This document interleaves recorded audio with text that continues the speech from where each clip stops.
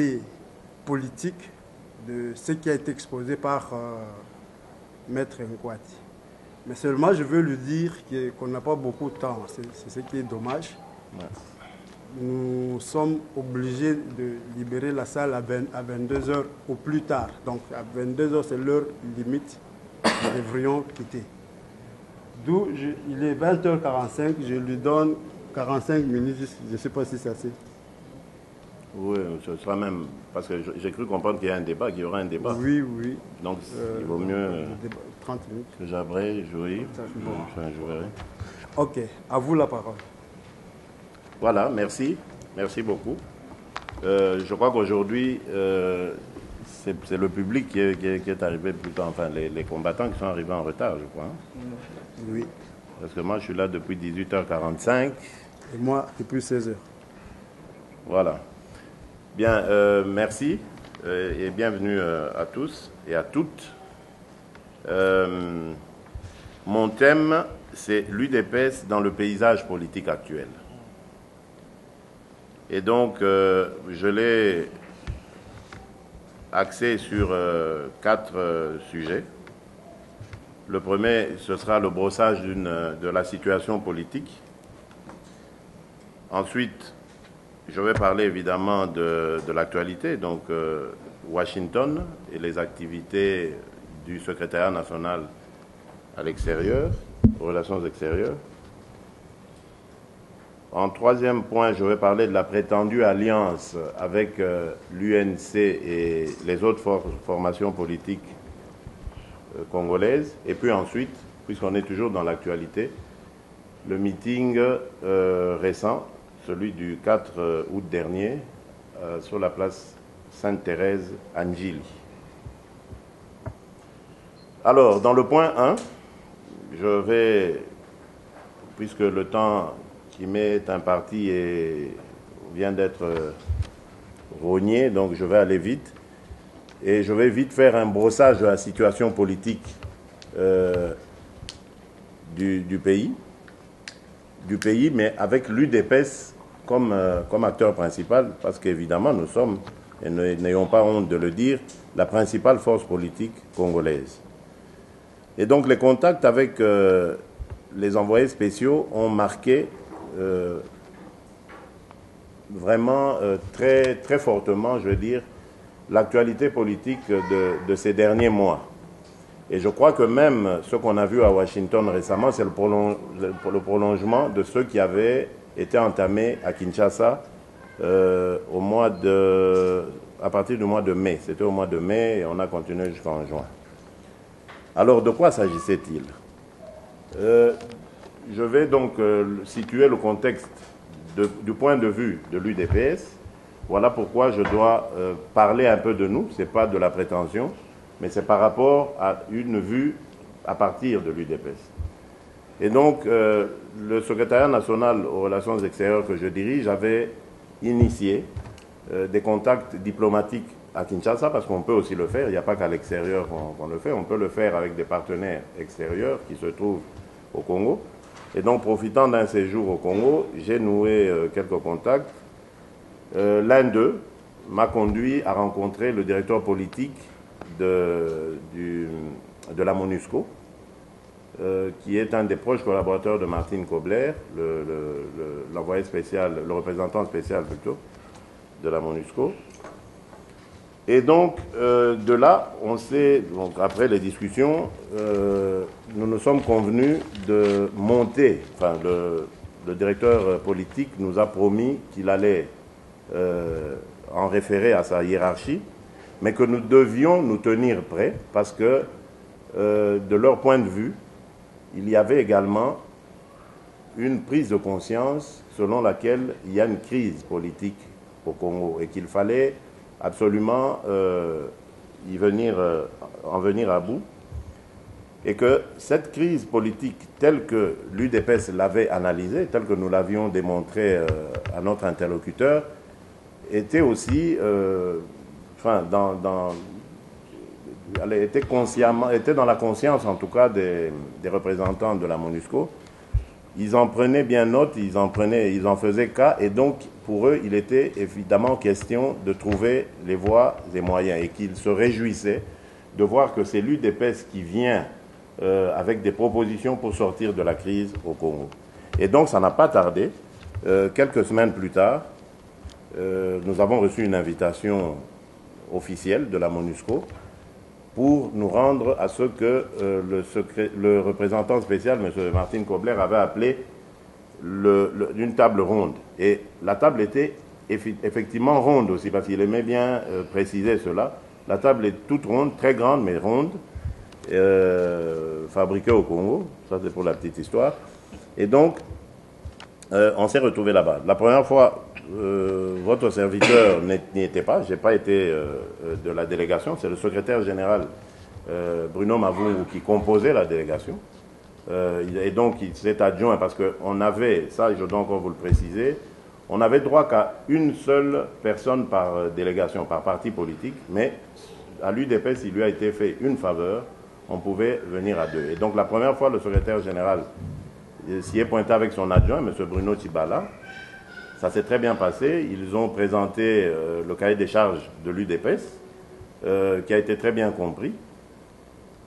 Mais évidemment, vous savez, à l'UDPS, notre cahier de charges, le principal, c'est par rapport aux élections de 2011. La tricherie électorale dont nous avons été victimes et l'imposture que nous vivons actuellement, nous avons posé le problème parce qu'il nous avait été dit que la rencontre, la table ronde, le but de cette table ronde, c'était de baliser la voie vers des élections apaisées, des élections qui vont être crédibles et qui vont installer plutôt le pays, la République démocratique du Congo, une bonne fois pour toutes sur la voie de la démocratie. Et donc, nos représentants se sont valablement défendus. Et M. Malumalu qui était là, l'abbé Malumalu a été d'ailleurs cueilli à froid par les remarques très pertinentes du secrétaire général et de son adjoint, M. Bruno Tibala. Ensuite, il y a eu une seconde rencontre. Cette fois-là, elle s'est déroulée avec l'adjoint parce que M. Kobler s'était déplacé. On a été reçu par son adjoint, M. Soumaré, si mes souvenirs sont bons. Et là, le but, parce que là, on a été reçu partie par partie, donc nous, on a été reçus d'espèce toutes seules. Et la délégation était composée de 3 personnes, le secrétaire général, mon adjointe, Mme Divine Malumba, et moi-même, ici présent. Donc nous avons, à ce moment-là, précisé les revendications qui étaient celles de l'UDPS.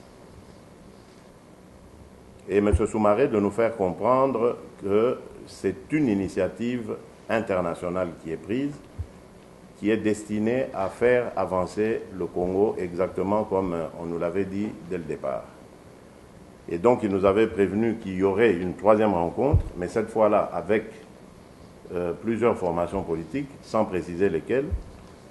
Et donc, au courant de cette rencontre, nous allons continuer à essayer d'avancer. Donc, pour lui, il notait qu'il y avait des petites avancées considérables qui allaient mener petit à petit vers la tenue d'une sorte de dialogue, tel que le recommande la résolution 2098 des Nations Unies, et donc lequel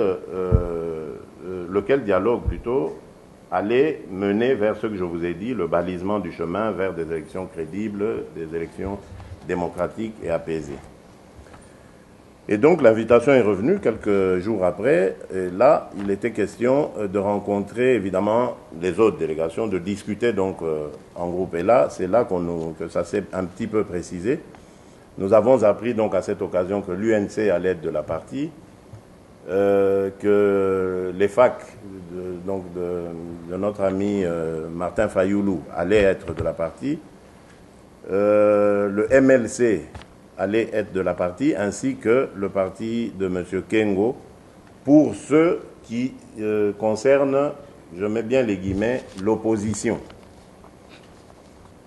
Évidemment, de l'autre côté, il y avait également 5 formations politiques. J'ai retenu qu'il y avait le PPRD, qu'il y avait le PALU, qui avait la formation de M. Olivier Kamitatou, mais je ne sais pas comment il s'appelle, Arc. Et puis il y avait un monsieur que je ne connais pas. Bon, je crois qu'ils étaient à 4 en face de nous. Et, bien sûr, le monsieur très contesté de la CENI, monsieur l'abbé Malou, et un de ses adjoints, le rapporteur, qui, pour votre information, est un élu de l'UDPS, monsieur Jean-Pierre Kalamba, qui a été élu sur la liste de l'UDPS à Kananga. Donc là, les débats étaient très chauds. On a fait un tour de table, un premier tour de table. Je vous épargne les détails, mais enfin, c'était très houleux. Le représentant spécial a dû intervenir pour un peu calmer les esprits, etc. Finalement, on a atterri, je veux dire, de manière plus ou moins acceptable pour tout le monde. Et je retiens seulement la conclusion de notre hôte, le représentant spécial, qui a dit, voilà, écoutez, nous avons ici, depuis un certain temps, les revendications ou les cahiers de charges de chacune de vos formations. Et donc, nous allons essayer de regrouper tout ça, toujours dans le but de continuer à discuter, de pousser les forces politiques en présence à aller vers une convergence d'idées, d'opinions, et pour un processus qui va satisfaire tout le monde et auquel tout le monde devrait participer, etc. Nous avons pris bonne note. Quelques jours après, M. Kabila sort de ses réserves. De sa réserve, il vilipende, il fait venir d'abord les ambassadeurs, il les vilipende, c'était à peine s'il ne les menaçait pas, pour le fait qu'ils ont réuni des extrémistes dans une ambassade pour discuter avec eux, alors que le dialogue a déjà eu lieu, qu'il a appelé lui les concertations, et que ça ne servait plus à rien, que le Congo était souverain, le baratin habituel. Mais il a oublié de dire que lui n'est pas souverain. Mais enfin. Et donc les autres ont fait la sourde oreille, bien entendu, parce que quelques jours après, c'était la fameuse grande rencontre avec les envoyés spéciaux de la communauté internationale, la première, toujours autour de la fameuse table ronde. Et là, nous avons été seuls. Donc, quand je dis seuls, toujours en mettant les guillemets, la fameuse opposition. Nous nous sommes retrouvés face aux envoyés spéciaux. Nous avons dit ce que nous pensions. Et immédiatement après, d'ailleurs, ils sont allés voir Kabila. Je crois que ça tombait bien parce que vraiment, ils avaient l'information à chaud. Et donc, je crois qu'il a dû passer de bons moments, lui, en leur compagnie. Alors, ensuite, il y a eu une initiative de l'ambassade des États-Unis nous invitant à nouveau à une autre rencontre, mais cette fois, on n'a jamais compris pourquoi d'ailleurs, ils ont scindé le groupe dit de l'opposition en deux. Donc nous avons été reçus, nous, UDPS, en compagnie de notre frère Martin Fayoulou et de notre autre frère Emery Okunji des FONUS. Et ensemble, nous avons à nouveau fait part de nos desiderata. Ça s'est plus, ça s'est plus singularisé parce qu'on était moins nombreux et donc on avait plus de temps. Ah oui, j'oubliais qu'il y avait aussi, en plus de M. Russell Feingold, il y avait M. Koen Vervaak, l'envoyé spécial de l'Union européenne à cette rencontre. Et puis il y avait un représentant de la Grande-Bretagne, une sorte d'envoyé spécial de la Grande-Bretagne. Il y en a aussi pour l'Afrique, pour les Grands Lacs. Et donc on a eu une très bonne discussion. Évidemment, vous m'excuserez de ne pas en donner ici le contenu total, intégral, parce que ça ne se fait pas. Mais je crois que c'était positif. Et le lendemain, c'était nos autres copains, toujours dits de l'opposition. Et là, on n'a pas compris pourquoi est-ce que M. Roubero avait été adjoint à eux, parce que nous, on ne considère pas le RCD et M. Roubero comme s'opposant à Kabila, mais enfin, bon, ce sont ceux qui invitent qui savent pourquoi. Et donc, ils ont continué. Alors, vous voyez que toute cette série de rencontres nécessitait une préparation. On ne pouvait pas aller sans s'être concerté et arriver devant les envoyés spéciaux de la communauté internationale, laquelle communauté internationale nous appelons de nos voeux pour qu'elle intervienne dans le problème politique congolais. Donc on ne pouvait pas arriver là-bas et étaler nos cacophonies, nos divergences, etc. Donc ça nécessitait évidemment une concertation interformation que moi j'appelle anti-Kabila. Je ne dis pas opposition parce que moi je ne me considère pas comme de l'opposition à Kabila. C'est Kabila qui m'a volé ma victoire, donc c'est plutôt lui qui est dans l'opposition. Et donc les formations qui étaient contre Kabila devaient se rencontrer pour harmoniser un peu le discours et puis casser un peu avec cette image que Kabila véhiculait et son camp en disant oui mais opposition, il n'y a plus d'opposition, l'UDPS est isolé, il n'y a plus personne qui la suit et puis les autres sont au Parlement, etc. D'ailleurs ils ne s'entendent pas, etc. Donc là le point qu'on avait mis, et d'ailleurs je vous ai parlé du coup de sang de Joseph Kabila, ben, c'est la preuve que la première rencontre qu'on a eue en table ronde l'avait énervé, il a compris le danger qu'il y avait. Donc nous nous sommes dit, c'est très bien ce genre d'initiative, mais par expérience, on ne va pas la formaliser. Donc c'est-à-dire, elle ne va pas se transformer en alliance ou des plateformes comme on a entendu dire ci et là. Ça reste comme ça, chacun appartient, chacun a son identité, chacun a sa formation politique. Il vient, il dit des choses, on les dit peut-être ensemble. Ensuite, chacun retourne dans son état-major. Donc, c'est resté comme ça. Et donc, le prolongement de cette situation, je crois que ça a été, parce que ça nous a été dit dans l'une des discussions qu'on a eues, qu'il y aura un prolongement à Washington et que la communauté internationale sera derrière la MONUSCO. Elle ne laissera pas la MONUSCO seule dans la recherche de solutions pour notre pays. Ça nous a été dit clairement. Une autre chose que je dirais, sans être condamné d'avoir divulgué ou d'avoir violé les règles diplomatiques, je dirais que nous avons les encouragements de ces envoyés spéciaux qui nous ont garanti qu'ils vont s'investir ensemble avec le concert des nations pour que le Congo sorte de la crise. Et un conseil nous a été donné, c'est celui de ne pas quitter la table de négociation parce que X ou Y revendication n'a pas été retenue. L'essentiel, dans un compromis, étant de mettre tout le monde d'accord sur l'essentiel. Donc, nous avons des raisons de croire, et là aussi, je réponds à cette rumeur qui nous faisait passer pour des naïfs qui se font mener par le bout du nez par cette communauté internationale. Je crois que nous avons des raisons, de fortes raisons de croire en la sincérité, en la bonne foi de nos interlocuteurs. Et je crois que ceux qui savent lire la situation politique, le déroulement en tout cas des faits politiques à la fois au Congo et dans la communauté internationale, on va dire, comprennent quand même qu'il est en train de se passer quelque chose sous nos yeux, quelque chose qui peut être un tournant décisif pour le destin politique de la République démocratique du Congo. Et il n'est pas du tout permis à un parti comme l'UDPS de manquer ou d'être absent à ce grand rendez-vous. Et donc, voilà pourquoi j'enchaîne directement sur la situation à l'intérieur du parti. Je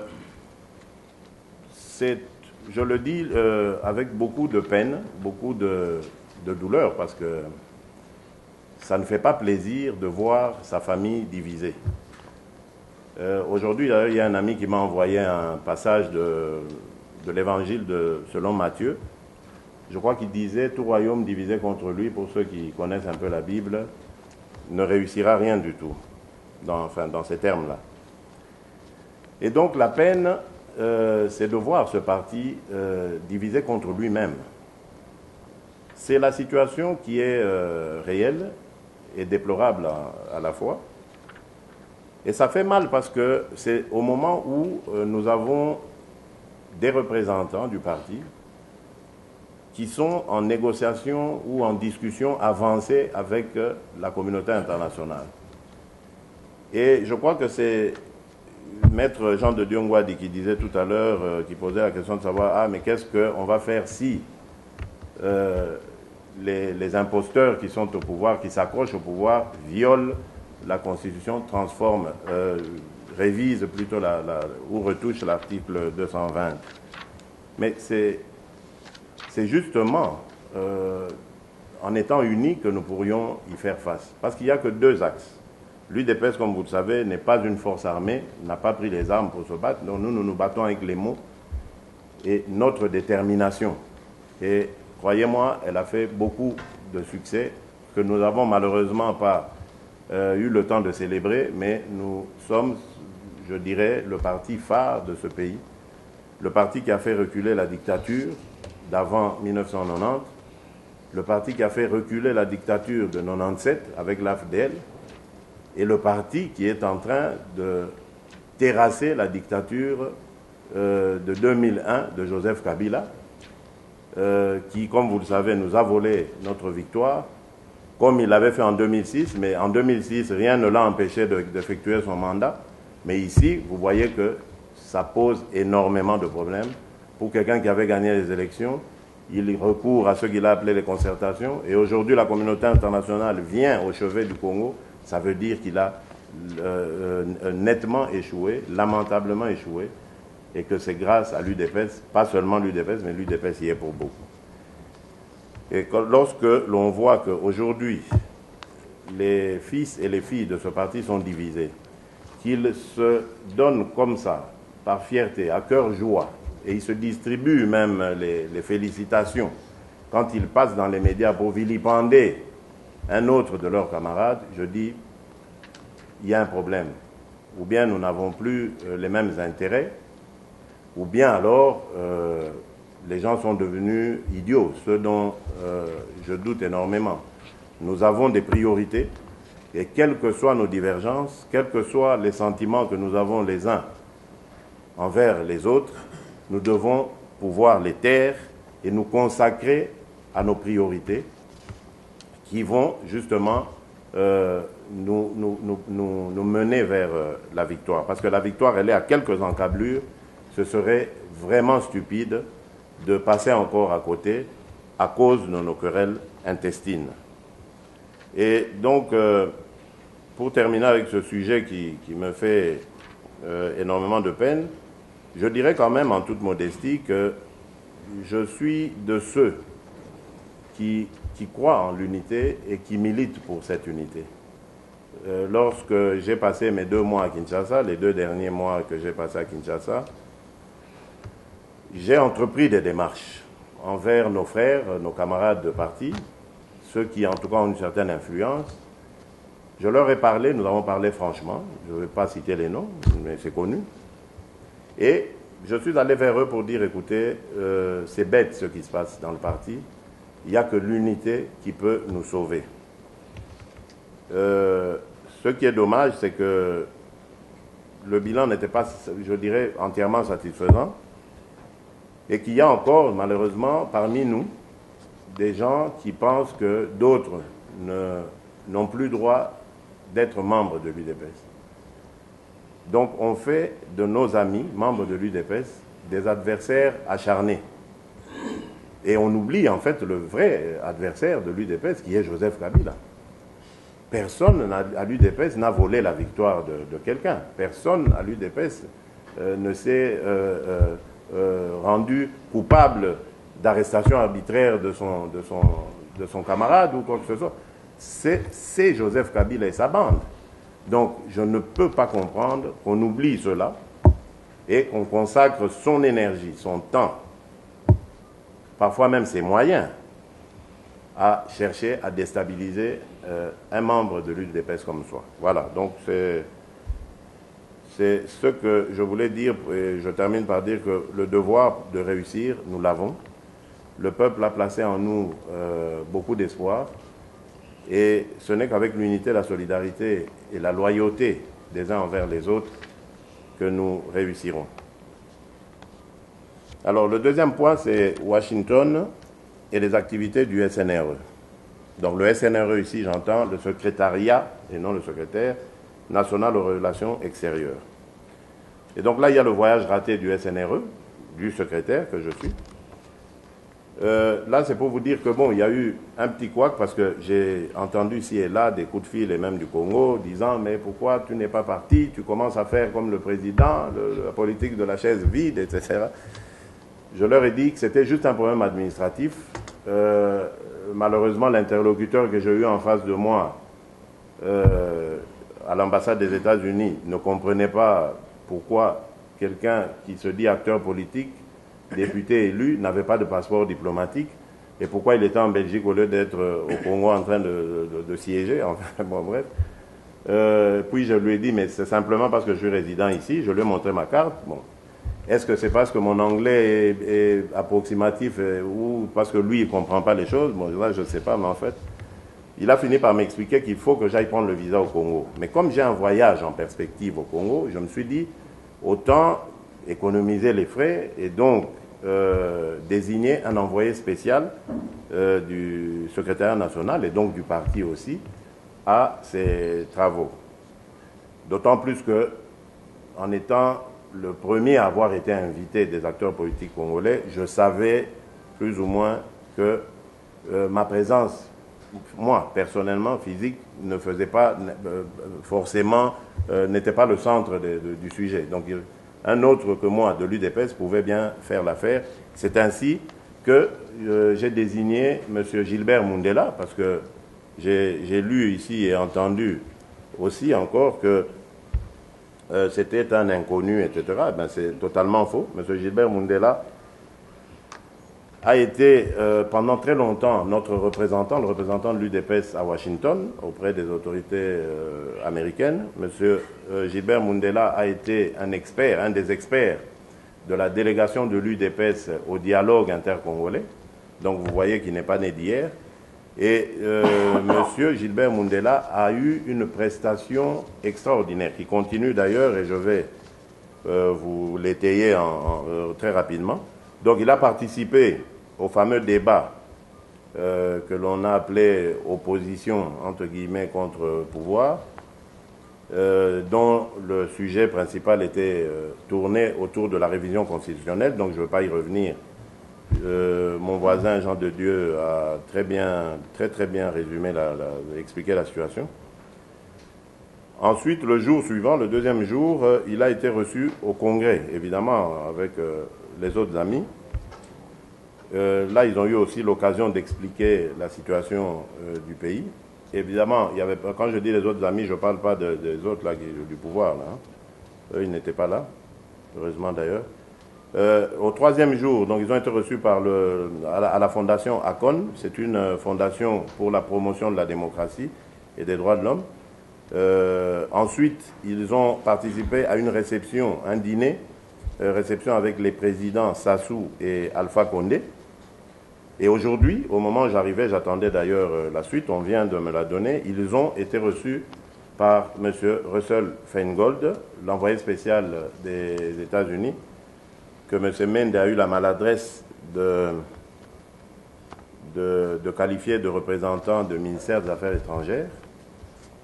Mais en fait, c'est l'envoyé spécial du président des États-Unis pour les Grands Lacs. Donc il a rang de ministre, il n'a pas du tout rang de représentant des Affaires étrangères. Voilà, donc ça c'est les activités de M. Gilbert Mundela, qui est notre représentant, et je le dis parce que là encore j'ai vu une sortie même d'ailleurs de notre très respecté docteur Mpouila, qui je crois n'avait pas l'information et se plaignait du fait que l'UDPS n'avait pas été représenté et qu'on avait fait la part belle à Vital Kamere, qui n'est, comme vous le savez, pas du tout de l'UDPS. Donc je ne vois pas pourquoi nous lui aurons fait cette part belle. Donc voilà, c'est cela que j'avais à dire à ce propos. Et donc, nous attendons évidemment de notre envoyé spécial un rapport final, parce qu'il en a donné des intermédiaires, mais il faut un rapport final, et principalement sur le sommet USA, Union africaine, parce que là aussi, il y avait des informations à glaner surtout concernant la République démocratique du Congo. Et je pense qu'il y a aussi de bonnes nouvelles de ce côté-là par rapport à ceux qui arrivent maintenant, ceux qui se disent. Alors, je vais aller vite maintenant. Pour le troisième point, il concerne la prétendue alliance avec l'UNC et les autres formations politiques. Et là, je dois encore dire l'extraordinaire aptitude qu'ont les Congolais de s'intéresser aux choses futiles. C'est incroyable. Moi, je suis dans la politique depuis très longtemps et chaque fois, bon, et hormis à l'époque où on était encore dans la clandestinité, qu'on luttait contre le système Mobutu dans la clandestinité, mais depuis qu'il y a cette vague de la démocratie pour laquelle nous nous sommes tant battus et beaucoup de nos amis sont tombés, nous sommes rentrés vraiment dans un océan de stupidité. Je ne peux pas comprendre que des compatriotes passent leur temps, leur vie, et dépensent des moyens à passer comme ça, faire le clown devant un micro, une vidéo ou un téléphone portable et vilipender ceux qui, normalement, devraient être leurs alliés. Mais c'est simple, s'ils pensent que nous avons trahi, mais qu'ils continuent le chemin. Parce qu'en se consacrant sur nous, en passant leur temps à nous injurier, à nous vilipender, mais l'autre se repose en face. Donc même à eux-mêmes, ils ne rendent pas service. Et je ne peux pas comprendre, que on rivalise comme ça dans l'invective. Et on invective pour rien. Vous avez décidé que Félix est collabo. Ok, ça va.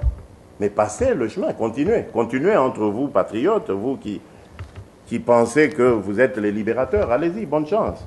Et laissez le collabo vivre sa vie. Idem pour le secrétaire général Bruno Mavungu, que l'on traite de tous les noms.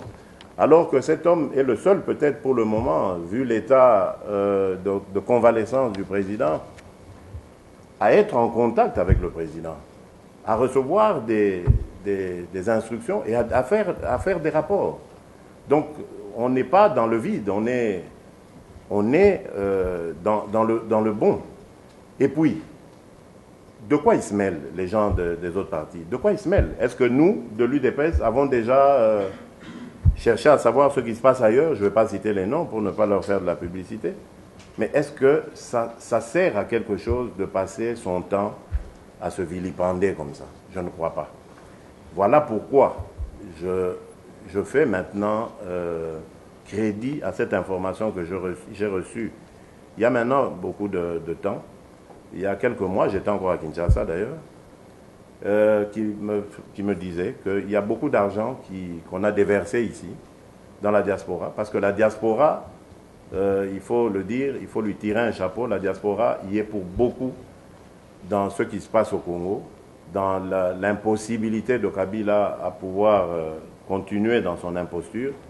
Et donc, cette diaspora avait été visée par le pouvoir de Kabila qui a mis beaucoup d'argent pour récupérer des frères de combat, des frères de lutte. Et ça va continuer. Et c'est pour ça que ça ne m'étonne pas de voir tout ce déchaînement. Donc, c'est pour ça que je vous invite, vous, à rester zen, à rester complètement stoïque et à vous consacrer sur nos objectifs. Parce que tout simplement, pour signer des alliances à l'UDPS, voici comment ça se fait, comment ça se passe. Et avant de vous l'expliquer, je vous dis d'abord que le congrès qui s'est tenu en 2010, en décembre 2010, avait formellement interdit aux partis politiques UDPS que nous sommes de signer une quelconque alliance avec quelque parti que ce soit. Donc, ça ne peut pas être possible. 2. Pour signer cette alliance, elle ne va pas partir du secrétaire national aux relations extérieures que je suis, mais c'est un dossier qui va être instruit par le secrétaire national en charge des relations avec les autres partis politiques. C'est lui qui instruit ce dossier et qui le monte au président national en expliquant évidemment les raisons. Et celui-ci qui engage le parti va émettre son accord par une décision, laquelle décision, pour avoir force de loi, va être entérinée par la convention démocratique du parti. Donc vous voyez que tout ce chemin, tout ce cheminement n'évoque même pas le secrétaire national des Relations extérieures que je suis, et encore moins le secrétaire général Bruno Mavungu. Donc c'est clair que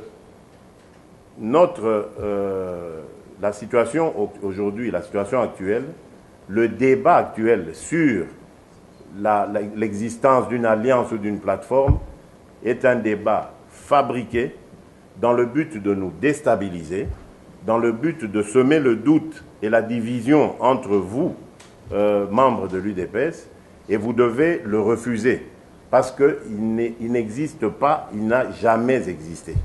Nous nous sommes retrouvés à un moment donné, au cours d'une circonstance que nous n'avions même pas créée, parce que je voulais expliquer, avec des amis avec lesquels il fallait parler ensemble. Nous l'avons fait, et cela a donné lieu à ce débat, mais c'est un débat, je suis convaincu, qui est orienté, dirigé, conçu, pensé par le pouvoir pour nous diviser. Et nous sommes en train de tomber dans le jeu de nos ennemis en tournant les armes vers nos propres amis.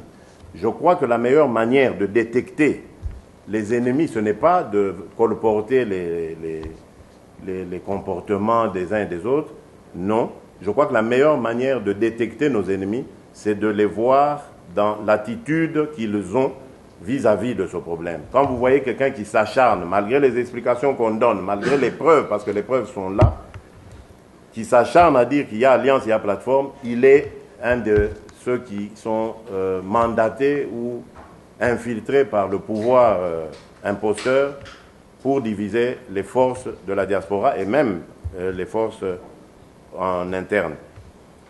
Et cela me donne donc le passage sur le point 4 du meeting que vous avez sûrement dû suivre vous tous, et qui est pour moi la victoire de l'initiative comme celle dont je viens de vous parler. C'est-à-dire, nous sommes dit que puisque nous avons les mêmes revendications, aujourd'hui, tous les partis politiques veulent, enfin qui sont avec nous, sont d'accord pour que Malou Malou ne soit plus à la tête de la CENI parce que pas crédible, pour que Kabila s'en aille. Bon, là il y a nuance parce que les uns disent 2016, nous à l'UDPS nous disons tout de suite.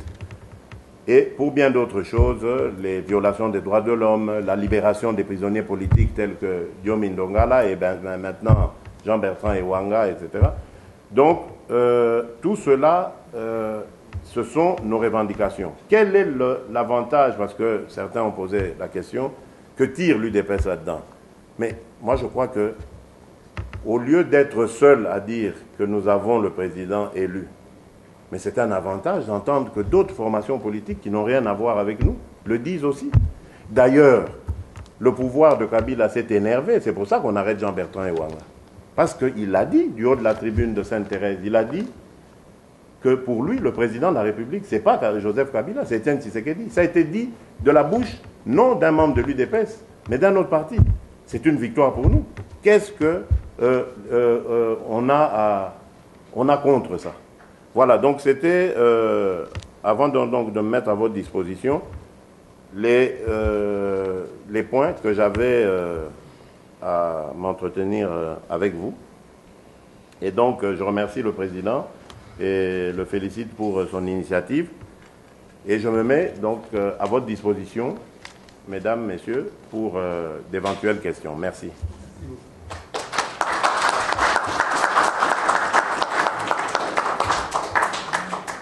On va vite passer aux questions-réponses. Souffrez que quand on vous accorde la parole, qu'on puisse aussi l'aspect politique de ce qui a été exposé par Maître Nkwati. Mais seulement, je veux lui dire qu'on n'a pas beaucoup de temps. C'est ce qui est dommage. Ouais. nous sommes obligés de libérer la salle à 22 heures au plus tard. Donc à 22 heures, c'est l'heure limite, nous devrions quitter. D'où il est 20h45, je lui donne 45 minutes, je ne sais pas si c'est assez.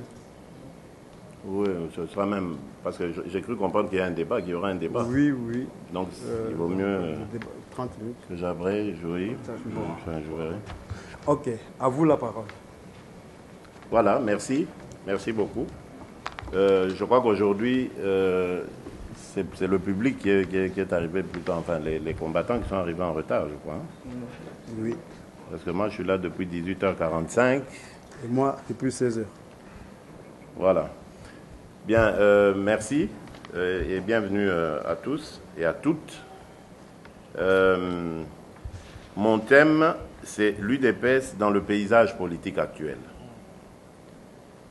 Et donc, je l'ai axé sur 4 sujets. Le premier, ce sera le brossage de la situation politique. Ensuite, je vais parler évidemment de l'actualité, donc Washington et les activités du secrétariat national à l'extérieur, aux relations extérieures. En troisième point, je vais parler de la prétendue alliance avec l'UNC et les autres formations politiques congolaises. Et puis ensuite, puisqu'on est toujours dans l'actualité, le meeting récent, celui du 4 août dernier, sur la place Sainte-Thérèse à Njili. Alors, dans le point 1, je vais, puisque le temps qui m'est imparti vient d'être rogné, donc je vais aller vite. Et je vais vite faire un brossage de la situation politique du pays, mais avec l'UDPS comme acteur principal, parce qu'évidemment nous sommes, et n'ayons pas honte de le dire, la principale force politique congolaise. Et donc les contacts avec les envoyés spéciaux ont marqué vraiment très, très fortement, je veux dire, l'actualité politique de ces derniers mois. Et je crois que même ce qu'on a vu à Washington récemment, c'est le prolongement de ceux qui avaient été entamés à Kinshasa à partir du mois de mai. C'était au mois de mai et on a continué jusqu'en juin. Alors, de quoi s'agissait-il? Je vais donc situer le contexte du point de vue de l'UDPS. Voilà pourquoi je dois parler un peu de nous. Ce n'est pas de la prétention, mais c'est par rapport à une vue à partir de l'UDPS. Et donc, le secrétariat national aux relations extérieures que je dirige avait initié des contacts diplomatiques à Kinshasa, parce qu'on peut aussi le faire, il n'y a pas qu'à l'extérieur qu'on le fait, on peut le faire avec des partenaires extérieurs qui se trouvent au Congo. Et donc, profitant d'un séjour au Congo, j'ai noué quelques contacts. L'un d'eux m'a conduit à rencontrer le directeur politique de la MONUSCO, qui est un des proches collaborateurs de Martine Kobler, l'envoyé spécial, le représentant spécial plutôt, de la MONUSCO. Et donc, de là, donc après les discussions, nous nous sommes convenus de monter, enfin, le directeur politique nous a promis qu'il allait en référer à sa hiérarchie, mais que nous devions nous tenir prêts, parce que, de leur point de vue, il y avait également une prise de conscience selon laquelle il y a une crise politique au Congo et qu'il fallait absolument en venir à bout, et que cette crise politique telle que l'UDPS l'avait analysée, telle que nous l'avions démontré à notre interlocuteur, était aussi, était dans la conscience en tout cas des représentants de la MONUSCO. Ils en prenaient bien note, ils en faisaient cas, et donc pour eux, il était évidemment question de trouver les voies et moyens, et qu'ils se réjouissaient de voir que c'est l'UDPS qui vient avec des propositions pour sortir de la crise au Congo. Et donc ça n'a pas tardé. quelques semaines plus tard, nous avons reçu une invitation officielle de la MONUSCO pour nous rendre à ce que le représentant spécial, M. Martin Kobler, avait appelé une table ronde. Et la table était effectivement ronde aussi, parce qu'il aimait bien préciser cela. La table est toute ronde, très grande, mais ronde, fabriquée au Congo. Ça, c'est pour la petite histoire. Et donc, on s'est retrouvés là-bas. La première fois, votre serviteur n'y était pas. Je n'ai pas été de la délégation. C'est le secrétaire général Bruno Mavungu qui composait la délégation. Et donc, il s'est adjoint parce qu'on avait, ça je dois encore vous le préciser, on n'avait droit qu'à une seule personne par délégation, par parti politique, mais à l'UDPS, il lui a été fait une faveur, on pouvait venir à deux. Et donc, la première fois, le secrétaire général s'y est pointé avec son adjoint, M. Bruno Tibala. Ça s'est très bien passé. Ils ont présenté le cahier des charges de l'UDPS, qui a été très bien compris. Mais évidemment, vous savez, à l'UDPS, notre cahier de charges, le principal, c'est par rapport aux élections de 2011. La tricherie électorale dont nous avons été victimes et l'imposture que nous vivons actuellement, nous avons posé le problème parce qu'il nous avait été dit que la rencontre, la table ronde, le but de cette table ronde, c'était de baliser la voie vers des élections apaisées, des élections qui vont être crédibles et qui vont installer plutôt le pays, la République démocratique du Congo, une bonne fois pour toutes sur la voie de la démocratie. Et donc, nos représentants se sont valablement défendus. Et M. Malumalu qui était là, l'abbé Malumalu a été d'ailleurs cueilli à froid par les remarques très pertinentes du secrétaire général et de son adjoint, M. Bruno Tibala.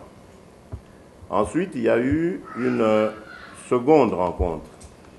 Cette fois-là, elle s'est déroulée avec l'adjoint parce que M. Kobler s'était déplacé. On a été reçu par son adjoint, M. Soumaré, si mes souvenirs sont bons. Et là, le but, parce que là, on a été reçu parti par parti, donc nous, on a été reçus d'espèce toute seule. Et la délégation était composée de 3 personnes, le secrétaire général, mon adjointe, Mme Divine Malumba, et moi-même, ici présent. Donc nous avons, à ce moment-là, précisé les revendications qui étaient celles de l'UDPS. Et M. Soumaré de nous faire comprendre que c'est une initiative internationale qui est prise, qui est destinée à faire avancer le Congo exactement comme on nous l'avait dit dès le départ. Et donc il nous avait prévenu qu'il y aurait une 3e rencontre, mais cette fois-là avec plusieurs formations politiques, sans préciser lesquelles. Et donc, au courant de cette rencontre, nous allons continuer à essayer d'avancer. Donc, pour lui, il notait qu'il y avait des petites avancées considérables qui allaient mener petit à petit vers la tenue d'une sorte de dialogue, tel que le recommande la résolution 2098 des Nations Unies, et donc lequel dialogue plutôt allait mener vers ce que je vous ai dit, le balisement du chemin vers des élections crédibles, des élections démocratiques et apaisées. Et donc l'invitation est revenue quelques jours après, et là il était question de rencontrer évidemment les autres délégations, de discuter donc en groupe. Et là, c'est là que ça s'est un petit peu précisé. Nous avons appris donc à cette occasion que l'UNC allait être de la partie, que les facs de notre ami Martin Fayoulou allaient être de la partie, le MLC allait être de la partie, ainsi que le parti de M. Kengo, pour ceux qui concernent, je mets bien les guillemets, l'opposition. Évidemment, de l'autre côté, il y avait également 5 formations politiques. J'ai retenu qu'il y avait le PPRD, qu'il y avait le PALU, qu'il y avait la formation de M. Olivier Kamitatou, mais je ne sais pas comment il s'appelle, ARC. Et puis, il y avait un monsieur que je ne connais pas. Je crois qu'ils étaient à 4 en face de nous. Et, bien sûr, monsieur très contesté de la CENI, monsieur l'abbé Malou, et un de ses adjoints, le rapporteur, qui, pour votre information, est un élu de l'UDPS, monsieur Jean-Pierre Kalamba, qui a été élu sur la liste de l'UDPS à Kananga. Donc là, les débats étaient très chauds. On a fait un tour de table, un premier tour de table. Je vous épargne les détails, mais enfin, c'était très houleux. Le représentant spécial a dû intervenir pour un peu calmer les esprits, etc. Finalement, on a atterri, je veux dire, de manière plus ou moins acceptable pour tout le monde. Et je retiens seulement la conclusion de notre hôte, le représentant spécial, qui a dit, voilà, écoutez, nous avons ici, depuis un certain temps, les revendications ou les cahiers de charges de chacune de vos formations. Et donc, nous allons essayer de regrouper tout ça, toujours dans le but de continuer à discuter, de pousser les forces politiques en présence à aller vers une convergence d'idées, d'opinions, et pour un processus qui va satisfaire tout le monde et auquel tout le monde devrait participer, etc. Nous avons pris bonne note. Quelques jours après, M. Kabila sort de ses réserves. De sa réserve, il vilipende, il fait venir d'abord les ambassadeurs, il les vilipende, c'était à peine s'il ne les menaçait pas, pour le fait qu'ils ont réuni des extrémistes dans une ambassade pour discuter avec eux, alors que le dialogue a déjà eu lieu, qu'il a appelé lui les concertations, et que ça ne servait plus à rien, que le Congo était souverain, le baratin habituel. Mais il a oublié de dire que lui n'est pas souverain. Mais enfin. Et donc les autres ont fait la sourde oreille, bien entendu, parce que quelques jours après, c'était la fameuse grande rencontre avec les envoyés spéciaux de la communauté internationale, la première, toujours autour de la fameuse table ronde. Et là, nous avons été seuls. Donc, quand je dis seuls, toujours en mettant les guillemets, la fameuse opposition. Nous nous sommes retrouvés face aux envoyés spéciaux. Nous avons dit ce que nous pensions. Et immédiatement après, d'ailleurs, ils sont allés voir Kabila. Je crois que ça tombait bien parce que vraiment, ils avaient l'information à chaud. Et donc, je crois que il a dû passer de bons moments, lui, en leur compagnie. Alors, ensuite, il y a eu une initiative de l'ambassade des États-Unis nous invitant à nouveau à une autre rencontre. Mais cette fois, on n'a jamais compris pourquoi d'ailleurs, ils ont scindé le groupe dit de l'opposition en deux. Donc, nous avons été reçus, nous, UDPS, en compagnie de notre frère Martin Fayoulou et de notre autre frère Emery Okunji des FONUS. Et ensemble, nous avons à nouveau fait part de nos desiderata. Ça s'est plus, ça s'est plus singularisé parce qu'on était moins nombreux et donc on avait plus de temps. Ah oui, j'oubliais qu'il y avait aussi, en plus de M. Russell Feingold, il y avait M. Koen Vervaak, l'envoyé spécial de l'Union européenne à cette rencontre. Et puis il y avait un représentant de la Grande-Bretagne, une sorte d'envoyé spécial de la Grande-Bretagne. Il y en a aussi pour l'Afrique, pour les Grands Lacs. Et donc on a eu une très bonne discussion. Évidemment, vous m'excuserez de ne pas en donner ici le contenu total, intégral, parce que ça ne se fait pas. Mais je crois que c'était positif. Et le lendemain, c'était nos autres copains, toujours dits de l'opposition. Et là, on n'a pas compris pourquoi est-ce que M. Roubero avait été adjoint à eux, parce que nous, on ne considère pas le RCD et M. Roubero comme s'opposant à Kabila, mais enfin, bon. Ce sont ceux qui invitent qui savent pourquoi. Et donc, ils ont continué. Alors, vous voyez que toute cette série de rencontres nécessitait une préparation. On ne pouvait pas aller sans s'être concerté et arriver devant des envoyés spéciaux de la communauté internationale, laquelle communauté internationale nous appelons de nos voeux pour qu'elle intervienne dans le problème politique congolais. Donc on ne pouvait pas arriver là-bas et étaler nos cacophonies, nos divergences, etc. Donc, ça nécessitait évidemment une concertation interformation que moi j'appelle anti-Kabila. Je ne dis pas opposition parce que moi, je ne me considère pas comme de l'opposition à Kabila. C'est Kabila qui m'a volé ma victoire, donc c'est plutôt lui qui est dans l'opposition. Et donc les formations qui étaient contre Kabila devaient se rencontrer pour harmoniser un peu le discours et puis casser un peu avec cette image que Kabila véhiculait et son camp en disant oui mais opposition, il n'y a plus d'opposition, l'UDPS est isolé, il n'y a plus personne qui la suit et puis les autres sont au Parlement, etc. D'ailleurs ils ne s'entendent pas, etc. Donc là le point qu'on avait mis, et d'ailleurs je vous ai parlé du coup de sang de Joseph Kabila, ben, c'est la preuve que la première rencontre qu'on a eue en table ronde l'avait énervé, il a compris le danger qu'il y avait. Donc nous nous sommes dit, c'est très bien ce genre d'initiative, mais par expérience, on ne va pas la formaliser. Donc c'est-à-dire, elle ne va pas se transformer en alliance ou des plateformes comme on a entendu dire ci et là. Ça reste comme ça, chacun chacun a son identité, chacun a sa formation politique. Il vient, il dit des choses, on les dit peut-être ensemble. Ensuite, chacun retourne dans son état-major. Donc, c'est resté comme ça.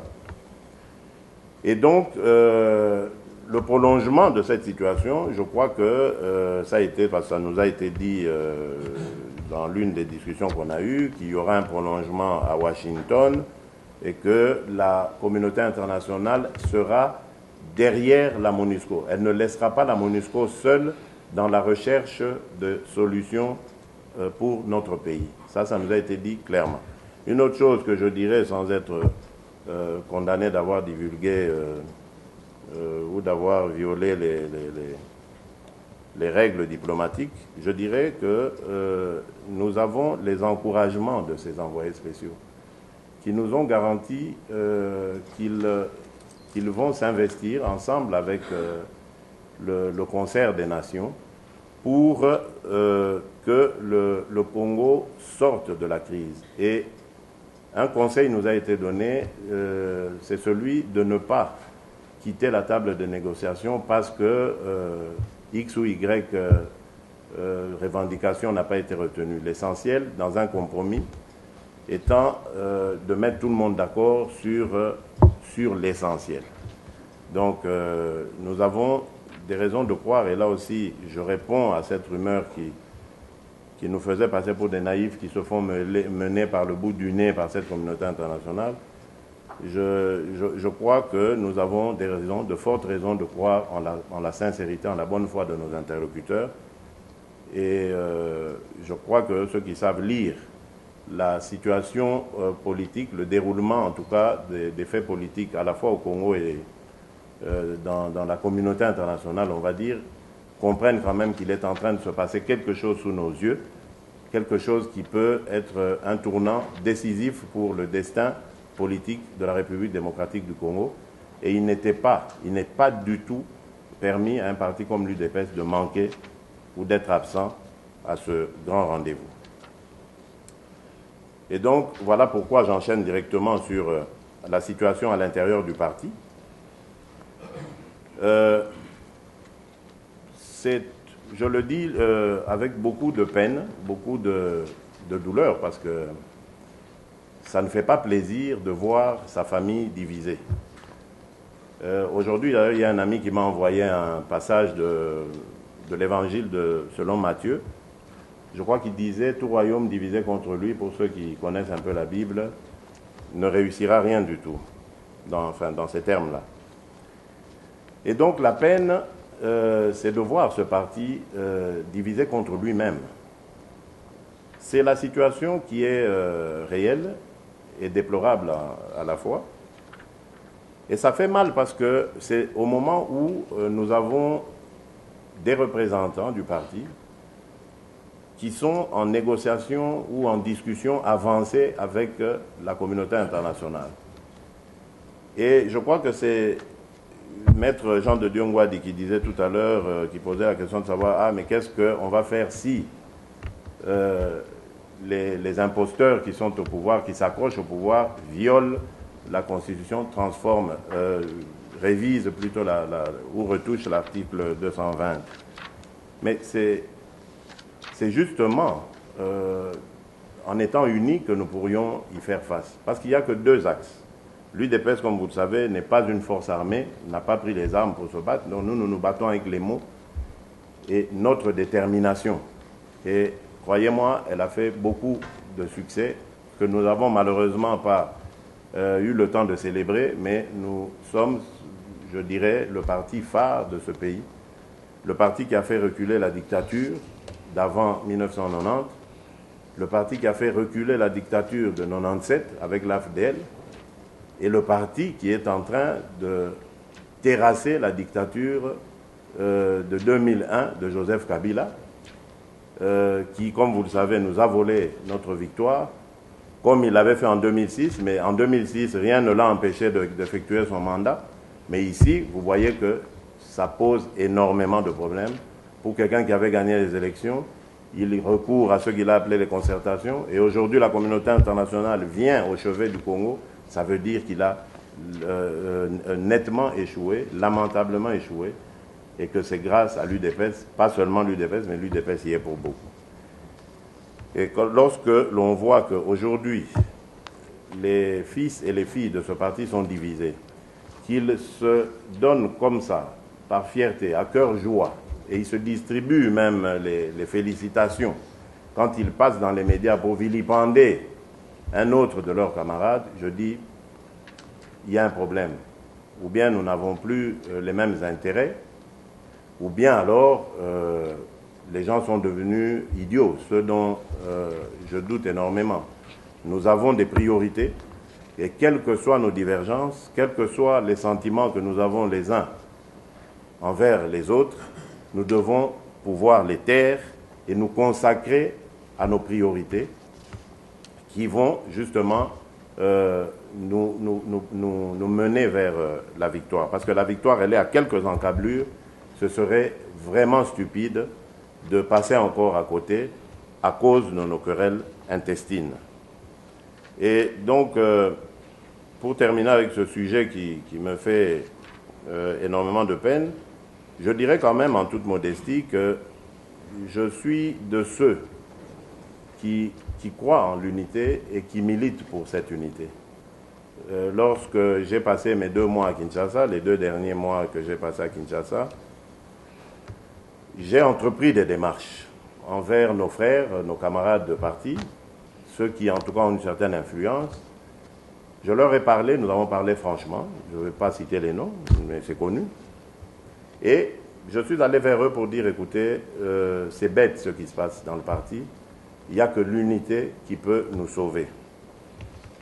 Ce qui est dommage, c'est que le bilan n'était pas, je dirais, entièrement satisfaisant, et qu'il y a encore, malheureusement, parmi nous, des gens qui pensent que d'autres n'ont plus droit d'être membres de l'UDPS.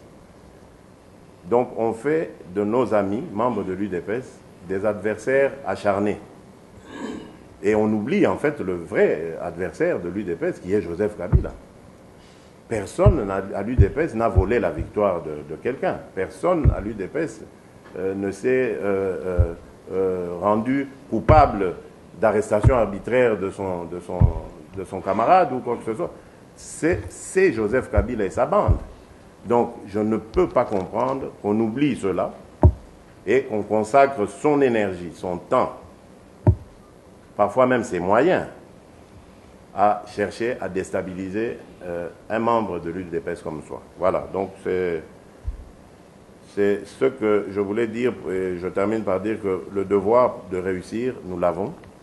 Le peuple a placé en nous beaucoup d'espoir, et ce n'est qu'avec l'unité, la solidarité et la loyauté des uns envers les autres que nous réussirons. Alors le deuxième point, c'est Washington et les activités du SNRE. Donc le SNRE ici, j'entends le secrétariat, et non le secrétaire, national aux relations extérieures. Et donc là, il y a le voyage raté du SNRE, du secrétaire que je suis. Là, c'est pour vous dire que bon, il y a eu un petit couac parce que j'ai entendu ici et là des coups de fil et même du Congo disant mais pourquoi tu n'es pas parti, tu commences à faire comme le président, la politique de la chaise vide, etc. je leur ai dit que c'était juste un problème administratif. Malheureusement, l'interlocuteur que j'ai eu en face de moi à l'ambassade des États-Unis ne comprenait pas pourquoi quelqu'un qui se dit acteur politique, député élu, n'avait pas de passeport diplomatique et pourquoi il était en Belgique au lieu d'être au Congo en train de siéger. Enfin, bon, bref. Puis je lui ai dit, mais c'est simplement parce que je suis résident ici. Je lui ai montré ma carte. Bon. Est-ce que c'est parce que mon anglais est approximatif ou parce que lui, il ne comprend pas les choses? Bon, là, je ne sais pas, mais en fait, il a fini par m'expliquer qu'il faut que j'aille prendre le visa au Congo. Mais comme j'ai un voyage en perspective au Congo, je me suis dit, autant économiser les frais et donc désigner un envoyé spécial du secrétariat national et donc du parti aussi à ces travaux. D'autant plus que, en étant le premier à avoir été invité des acteurs politiques congolais, je savais plus ou moins que ma présence, moi, personnellement, physique, ne faisait pas forcément, n'était pas le centre du sujet. Donc, un autre que moi, de l'UDPS, pouvait bien faire l'affaire. C'est ainsi que j'ai désigné M. Gilbert Mundela, parce que j'ai lu ici et entendu aussi encore que c'était un inconnu, etc. Ben, c'est totalement faux. M. Gilbert Mundela a été pendant très longtemps notre représentant, le représentant de l'UDPS à Washington, auprès des autorités américaines. M. Gilbert Mundela a été un expert, un des experts de la délégation de l'UDPS au dialogue intercongolais. Donc vous voyez qu'il n'est pas né d'hier. Et M. Gilbert Mundela a eu une prestation extraordinaire, qui continue d'ailleurs, et je vais vous l'étayer très rapidement.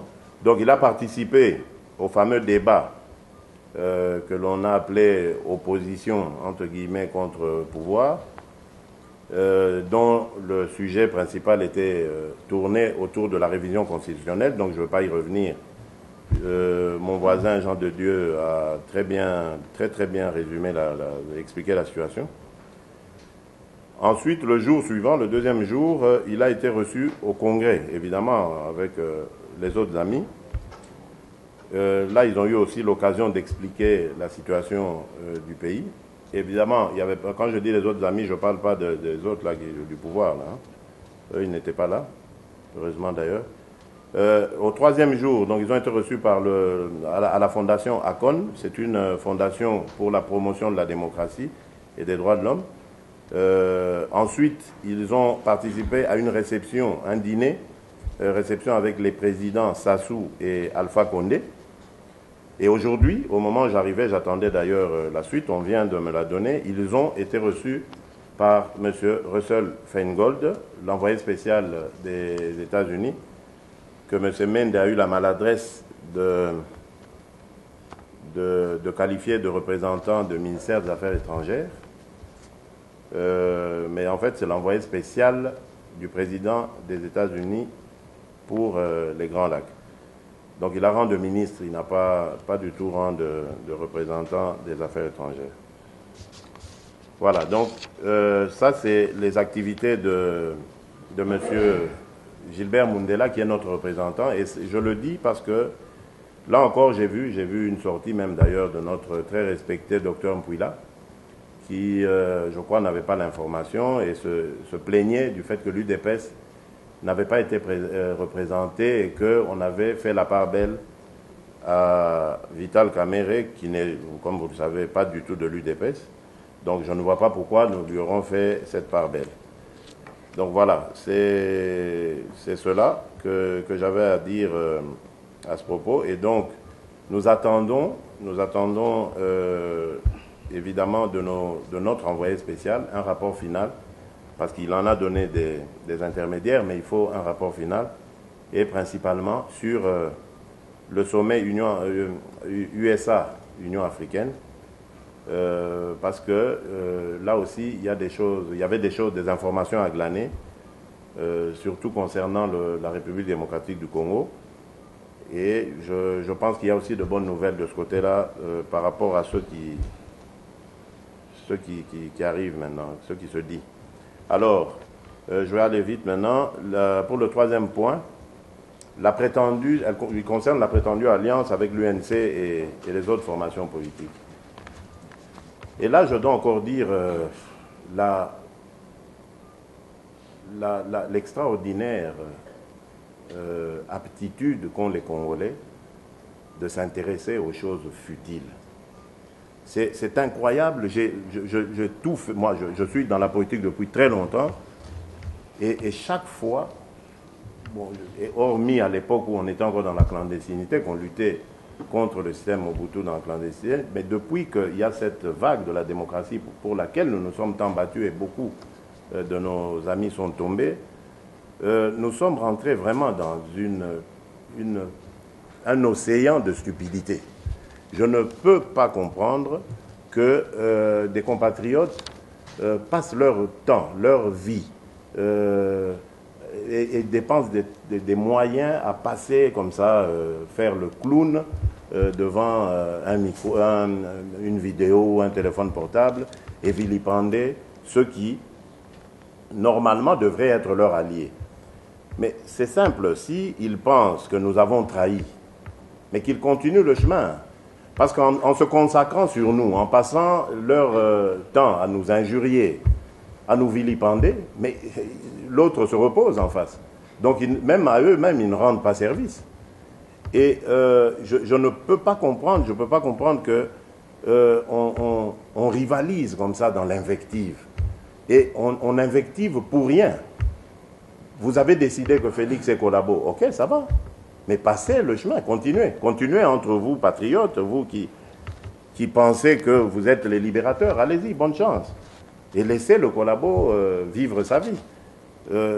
Idem pour le secrétaire général Bruno Mavungu, que l'on traite de tous les noms, alors que cet homme est le seul, peut-être pour le moment, vu l'état de convalescence du président, à être en contact avec le président, à recevoir des instructions et à faire des rapports. Donc, on n'est pas dans le vide, on est dans le bon. Et puis, de quoi ils se mêlent, les gens des autres partis? De quoi ils se mêlent? Est-ce que nous, de l'UDPS, avons déjà cherché à savoir ce qui se passe ailleurs? Je ne vais pas citer les noms pour ne pas leur faire de la publicité. Mais est-ce que ça sert à quelque chose de passer son temps à se vilipender comme ça? Je ne crois pas. Voilà pourquoi je fais maintenant crédit à cette information que j'ai reçue il y a maintenant beaucoup de temps. Il y a quelques mois, j'étais encore à Kinshasa d'ailleurs, qui me disait qu'il y a beaucoup d'argent qu'on a déversé ici, dans la diaspora, parce que la diaspora, il faut le dire, il faut lui tirer un chapeau, la diaspora y est pour beaucoup dans ce qui se passe au Congo, dans l'impossibilité de Kabila à pouvoir continuer dans son imposture. Et donc, cette diaspora avait été visée par le pouvoir de Kabila, qui a mis beaucoup d'argent pour récupérer des frères de combat, des frères de lutte, et ça va continuer. Et c'est pour ça que ça ne m'étonne pas de voir tout ce déchaînement. Donc, c'est pour ça que je vous invite, vous, à rester zen, à rester complètement stoïque et à vous consacrer sur nos objectifs.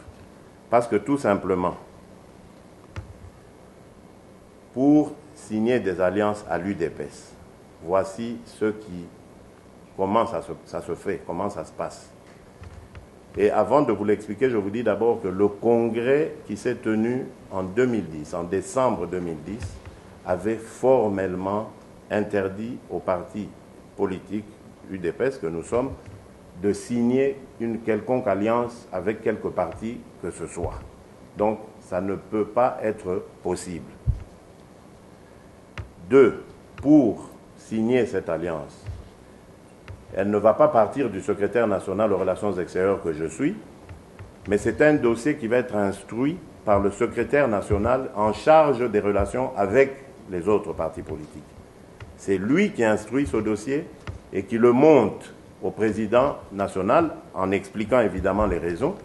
Et celui-ci, qui engage le parti, va émettre son accord par une décision, laquelle décision, pour avoir force de loi, va être entériné par la convention démocratique du parti. Donc vous voyez que tout ce chemin, tout ce cheminement n'évoque même pas le secrétaire national des Relations extérieures que je suis, et encore moins le secrétaire général Bruno Mabou. Donc c'est clair que la situation aujourd'hui, la situation actuelle, le débat actuel sur l'existence d'une alliance ou d'une plateforme est un débat fabriqué dans le but de nous déstabiliser, dans le but de semer le doute et la division entre vous, membres de l'UDPS, et vous devez le refuser, parce qu'il n'existe pas, il n'a jamais existé. Nous nous sommes retrouvés à un moment donné, au cours d'une circonstance que nous n'avions même pas créée, parce que je voulais expliquer, avec des amis avec lesquels il fallait parler ensemble. Nous l'avons fait, et cela a donné lieu à ce débat, mais c'est un débat, je suis convaincu, qui est orienté, dirigé, conçu, pensé par le pouvoir pour nous diviser. Et nous sommes en train de tomber dans le jeu de nos ennemis en tournant les armes vers nos propres amis. Je crois que la meilleure manière de détecter les ennemis, ce n'est pas de colporter les comportements des uns et des autres. Non. Je crois que la meilleure manière de détecter nos ennemis, c'est de les voir dans l'attitude qu'ils ont vis-à-vis de ce problème. Quand vous voyez quelqu'un qui s'acharne, malgré les explications qu'on donne, malgré les preuves, parce que les preuves sont là, qui s'acharne à dire qu'il y a alliance, il y a plateforme, il est un de ceux qui sont mandatés ou infiltrés par le pouvoir imposteur pour diviser les forces de la diaspora et même les forces en interne. Et cela me donne donc le passage sur le point 4 du meeting que vous avez sûrement dû suivre vous tous, et qui est pour moi la victoire de l'initiative comme celle dont je viens de vous parler. C'est-à-dire, nous sommes dit que puisque nous avons les mêmes revendications, aujourd'hui, tous les partis politiques veulent, enfin qui sont avec nous, sont d'accord pour que Malou Malou ne soit plus à la tête de la CENI parce que pas crédible, pour que Kabila s'en aille. Bon, là il y a nuance parce que les uns disent 2016, nous à l'UDPS nous disons tout de suite. Et pour bien d'autres choses, les violations des droits de l'homme, la libération des prisonniers politiques tels que Diomi Ndongala et maintenant Jean-Bertrand Ewanga, etc. Donc, tout cela, ce sont nos revendications. Quel est l'avantage, parce que certains ont posé la question, que tire l'UDPS là-dedans? Mais moi, je crois que, au lieu d'être seul à dire que nous avons le président élu, mais c'est un avantage d'entendre que d'autres formations politiques qui n'ont rien à voir avec nous le disent aussi. D'ailleurs, le pouvoir de Kabila s'est énervé, c'est pour ça qu'on arrête Jean-Bertrand Ewanga. Parce qu'il l'a dit, du haut de la tribune de Sainte-Thérèse, il a dit que pour lui, le président de la République, ce n'est pas Joseph Kabila, c'est Étienne Tshisekedi. Ça a été dit de la bouche, non d'un membre de l'UDPS, mais d'un autre parti. C'est une victoire pour nous. Qu'est-ce qu'on a contre ça? Voilà, donc c'était, avant donc de me mettre à votre disposition, les points que j'avais à m'entretenir avec vous. Et donc, je remercie le président et le félicite pour son initiative. Et je me mets donc à votre disposition, mesdames, messieurs, pour d'éventuelles questions. Merci.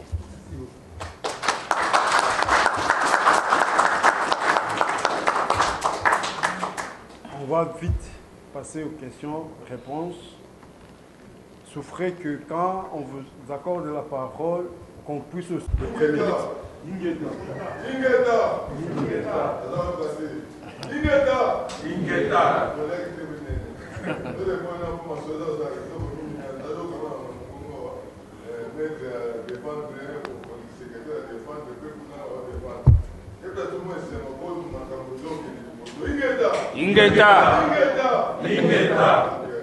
Alors, c'est lui qui prend la parole, il donne son nom et puis il pose sa question.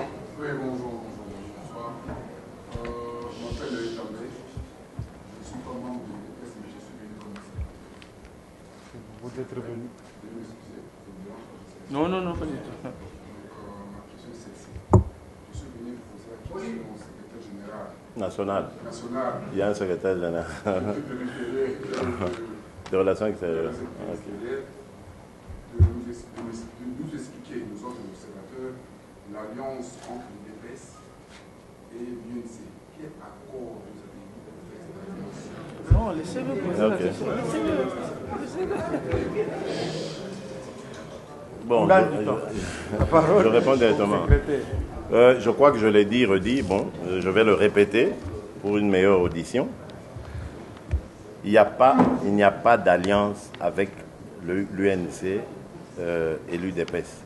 Donc, l'UDPS n'a pas d'alliance avec l'UNC. Il n'y a pas d'alliance entre l'UNC et l'UDPS. Je crois que même nos amis de l'UNC peuvent le confirmer. Merci, moi c'est Daniel Tombi. J'ai décidé de poser une question à Maître Kouadi et une autre à Félix. Pour Maître Kouadi, il y a des dispositions constitutionnelles, en tout cas quelques articles effectivement, que la majorité voudrait modifier. Ce n'est même pas l'article 220, comme on l'a compris. Donc c'est quelques dispositions, pour l'article 101, 104, 197 et d'autres, qui peuvent déverrouiller l'article 200. Moi, j'avais voulu comprendre quand même le mécanisme pratique. Comment ce déverrouillage pourrait se dérouler? Parce que 197 dit suffrage universel direct. 220 se limite à dire suffrage universel. Alors, c'est de quelle, je comprends que ça peut créer une contradiction avec l'article 220, mais c'est de quelle façon pratique que le déverrou en tout cas peut se passer? Ça, c'est la première question. Et la deuxième question, quels sont les mécanismes juridiques pratiques que nous, par exemple, la diaspora, nous, la société civile, pouvons mettre en œuvre pour essayer de contrer le risque de changement de Constitution? Bien que la Constitution ne dit pas non plus de manière claire comment arriver au changement de la Constitution. Le référendum qui évoquait à l'article 218 complète tout simplement un peu toute cette initiative à la révision. Elle ne dit pas clairement comment changer. Voilà. Et à Félix, moi je voudrais poser une question, c'est plus par rapport à l'implication de la diaspora. Là tu as évoqué quelque chose en disant qu'effectivement, la diaspora aujourd'hui, c'est clair qu'elle s'est impliquée, qu'elle a quand même pas une responsabilité, mais qu'elle a pesé dans la situation politique actuelle au niveau du Congo. Mais apparemment, elle n'a pas sa place. On n'a pas vu la diaspora aux États-Unis. À Washington, il n'y a pas eu une force politique diaspora. Hein? Et la question, c'est de savoir comment, dans les actions à venir, prend-on en compte la diaspora en tant que force politique? Merci. Très bien. Maître, vous avez la parole. Merci, mon frère. Je te retrouve et je savais que tu allais poser des questions par rapport à la Constitution. Tu es un féru de la matière. Je réponds tout simplement que, d'abord dans les dispositions, que dans le projet de loi du gouvernement, ils sont flous par rapport aux matières qu'ils vont soumettre à révision. Hein. Vous parlez de l'article 200, 101, il y a beaucoup d'articles qui sont cités, mais ils ne se prononcent pas sur 220. Je reviens de Kinshasa, j'étais encore là il y a 5 jours. Actuellement, maintenant, il y a une réunion du PPRD, je pense, il y a une semaine, la semaine passée. Ils ne s'en cachent plus, hein. Ils veulent modifier l'article 220. Maintenant, les 4 projets qu'ils ont déposés au Parlement ne comptent plus. On dirait que le PPRD n'est pas le gouvernement, mais bon, c'est quasi pareil. Maintenant, on veut réellement toucher à 220. L'équilibre général de la Constitution veut qu'il y ait des dispositions rigides dont on ne peut pas toucher. Ce qui est défini dans 220. Mais la Constitution a été rédigée avec des failles. Tu verras qu'au niveau des articles qui parlent des élections, par exemple, des députés provinciaux, l'article est clair, l'article parle du suffrage universel direct en ce qui concerne les députés provinciaux. Mais nous avons aussi une élection au suffrage universel indirect en ce qui concerne, cette fois-là, les sénateurs. Les sénateurs sont élus par les députés provinciaux, qui sont élus et directement par le peuple. Donc, ils tirent leur pouvoir, leur légitimité du fait qu'ils sont directement élus du peuple, qui est le souverain primaire. Quand on touche à cela, on veut arriver à quoi? On veut arriver à ce que le député provincial soit élu de la même manière que le sénateur. Or, vous savez ce qui se passe en termes d'élection indirecte.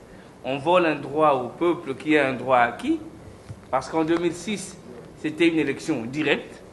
On veut changer. Et l'article 220 vous demande de ne pas toucher notamment aux droits acquis au peuple. L'alinéa 2 le dit clairement. Alinéa 1, vous avez accordé ce droit au suffrage universel direct. C'est un droit acquis.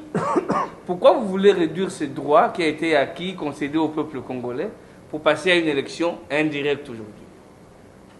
Ce n'est pas interdit, mais y toucher va à l'encontre de l'article 220.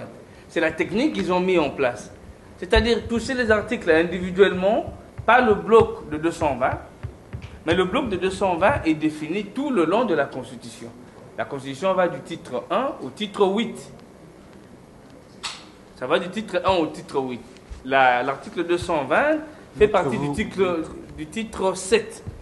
Donc ils veulent, par un coup de billard, toucher à des articles individuellement, en vous disant ici, par exemple, quelle est la ratio legis du changement? Pourquoi on passerait d'un suffrage universel direct à un suffrage universel indirect? Quelle en est la raison? Pour une raison d'efficacité ou bien pour une raison de contrôle? On vous dit non, c'est parce qu'on n'a pas suffisamment d'argent. Ce n'est pas une raison. La Constitution n'a jamais dit ça. Et je réponds rapidement à Pabolangui quand il me dit qu'il y avait de brillants juristes à l'époque qui s'est battu aux côtés de l'UDPS et qui défendent aujourd'hui de thèses antinomiques avec... on l'a vu à l'époque, hein, mais le préambule de la Constitution résume très bien cette manière de voir les choses. Hein. On dit ici, considérant que l'injustice, avec ses corollaires, l'impunité, le népotisme, le régionalisme, le tribalisme, le clanisme et le clientélisme, par leurs multiples vicissitudes, sont à l'origine de l'inversion générale de valeurs et de la ruine du pays. Tu as la réponse à ta question. Et c'est ça. Ce sont des charlatans, ils veulent vivre aux côtés de Kabila. Mais croyez-moi, dans cette majorité-là, il y a beaucoup de gens qui ne sont pas pour cette modification de la Constitution. Hein. Ils sont muselés. Hein. Ça fera partie peut-être de stratégies que le parti politique va mettre en place. Mais c'est cette explication-là que je voulais donner à ces changements, ces revirements. Prenons un exemple, si tu permets, Président. Prenons un monsieur comme Mende, par exemple. Lambert Mende. Ce monsieur a été à l'UDPS. Non. Il n'a pas été à l'UDPS? Non. Il était dans le gouvernement, excusez-moi. Dans le gouvernement... on a entendu ça ceci après, et là. Après la conférence nationale, il était au MPR, il est allé au RCD, il a fait la guerre à Kabila, il était avec le Rwandais, et maintenant, c'est le défenseur acharné de la cause kabiliste. Quelle est la logique de son combat politique? Vous trouvez-vous une logique à son combat politique? Non, pas du tout. Voilà, c'est la réponse à ces genres que je peux donner à ces genres de questions. Ouais. Et ça, c'est très bien de préciser. Mais il y en a beaucoup hein, dans ce cas-là. Et donc, pour répondre à Damien, rapidement, je dirais, évidemment, c'est ce que j'ai déploré dans le comportement de certains de nos compatriotes ici, à l'extérieur, donc qui font partie de la diaspora. Et tant qu'il y aura ce genre de comportement, je crois que la diaspora va se discréditer. Et c'est le but poursuivi par les ennemis de la diaspora, c'est-à-dire le pouvoir de Kinshasa, qui a eu vraiment maille à partir, qui a été mis en difficulté d'ailleurs par cette diaspora. Vous n'avez qu'à voir le sort malheureux qui a été réservé à notre compatriote des États-Unis. Je crois que les images, vous avez vu comment il a été lynché, et cet homme a été lynché par une quinzaine de sbires de Joseph Kabila. C'est vous dire la haine qu'ils ont envers les gens de la diaspora. Pour une seule personne, ils doivent se ruer à 15. Donc c'est vous dire que ces gens, ils ont vraiment une envie viscérale de diviser, d'affaiblir la diaspora.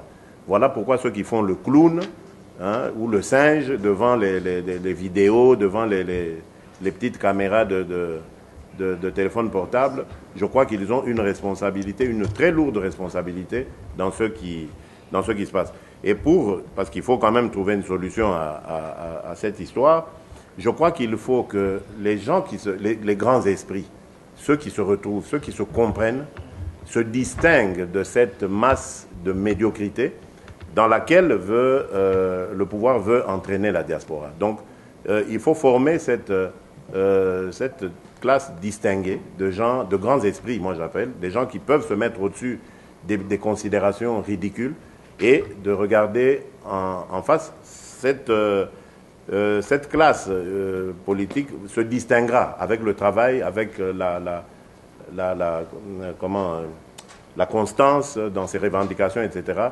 Elle finira par gagner du respect et de la considération. Et à ce moment-là, vous verrez que dans tous les forums, on parlera de ce comité, si vous voulez, de la diaspora. C'est possible. C'est possible. Tous ceux qui veulent encore poser des questions peuvent se manifester. Non, Naïbissa, Papi Joe, oui. Ah oui, pardon, oui. Je pas. Oui. Bon, pour le français, on peut parler en français, ici on peut parler en français. Mais pour la lingala-phonie, on ne peut pas rester aussi derrière. On va lingala-phonie, on va le voir, on va dire. Là, la zone de prendre des combattants, diaspora, Bissouzo, Boulavo, on va faire. Alors, ma cambo, on est une débat que l'on va faire, une débat que l'on va dire. Donc, tout ça, elle est le bakoyo, et banakala. On va vous dire, Banza. Banakala, Mokimbango, Banakala, ma papa oui le col au seuil, deux sangana. Le gros c'est pas été pour Bamba, on s'est absolument nous, tout comme on a évité, pour le moment, Mokana est à Bissou. Mokana est à Moussouti. Mokana est à Bissou. Sauf que nous, Mokana, français, les Kimila, ils sont dans la place, nous pousser au Soudan. Donc, il y a un macambo, c'est très clair. D'abord, on a 2011. Donc, l'élection. Daniel. Pour négocier. Au début, on va dire à Daniel d'aller négocier une coupe de 15 minutes.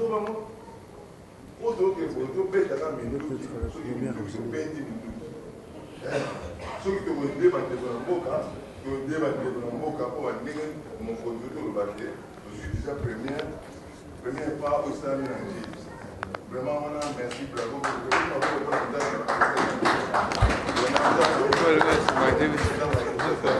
Ça va.